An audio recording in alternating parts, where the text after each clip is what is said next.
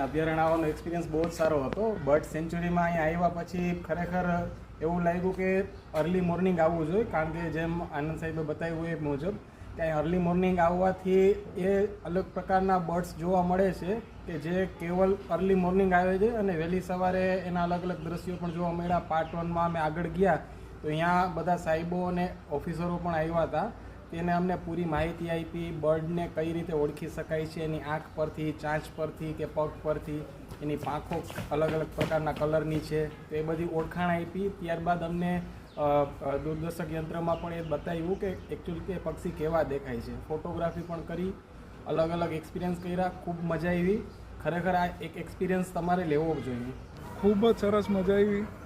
આનંદભાઈ જે રીતે આખું કોર્ડિનેટ કર્યું, ખીજડીયાનું આટલી સરસ રીતે જે બર્ડ્સ વોચિંગ આજે અમને અહીંયા બધું જોવાનું મળ્યું, એક એક બર્ડ્સના વિશે એમને જે રીતે માહિતી આપી, અત્યારના આવાવાળા છોકરાઓને જે અત્યારના જનરેશન એ લોકોને બધાને સમજાયું કે શું જરૂરિયાત છે અત્યારના તમારા મોબાઈલના સ્ક્રીનની ટાઈમ ઓછું કરીને તમે આ બધું નેચરમાં આવો, એક્ટિવિટીઝનું શું ઇમ્પોર્ટન્સ છે.